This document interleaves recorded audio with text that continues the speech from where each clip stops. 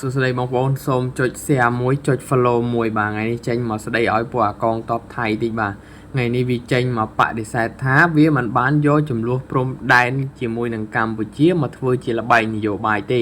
ហើយនឹងវាបានប្រើប្រាស់ដូចជាស្ថានភាពបាញ់បោះគ្នាទៅវិញទៅមកវាថាអត់បានយករឿងហ្នឹងមកប្រើប្រាស់ទេហើយរឿងមួយចំនួនទៀតដូចជារឿងយុទ្ធនាការបោះឆ្នោតអីផ្សេងមួយចំនួនទៀតវាថាអត់មានតាក់ទងអីគ្នាទេបាទគាត់តែលឺនិយាយប៉ុណ្ណឹងចង់សោចប៉ុន្តែសាធារណជននៅវាហ្នឹងវាលើកឡើងថាការអះអាងនេះត្រូវតែសូមឲ្យខាងកងទ័ពថៃហ្នឹងភ្ជាប់ជាមួយនឹងផោះតាងផងហើយនឹងភាពថ្លៃថ្នូរនៃនយោបាយឲ្យតែពេលចិត្តបោះឆ្នោតម្ដងស្ថានភាពនៅព្រំដែនហ្នឹងឡើងកម្ដៅខ្លាំងមែនទែនដូចក្តាមចាប់ដាក់ចង្អេចឹងបាទហើយចំពោះការការពារអធិបតេយ្យជាតិហ្នឹងគឺជាកាតព្វកិច្ចរបស់រាជរដ្ឋាភិបាលក៏ប៉ុន្តែការបង្កើនកម្លាំងយោធាឬក៏ការប្រើប្រាស់ជាតិនិយមរបស់ថៃក្នុងពេលជិតបោះឆ្នោតវាតែងតែធ្វើឲ្យមានការសង្ស័យពីសហគមន៍អន្តរជាតិបងប្អូនបានឃើញហើយព័ត៌មាន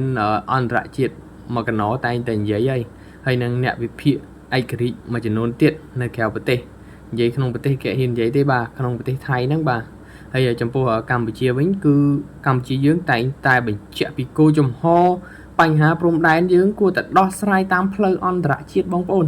យើងដោះស្រាយតាមផ្លូវអន្តរជាតិតាមច្បាប់សន្ធិសញ្ញាដែលមានស្រាប់ដូចជា JBC OBC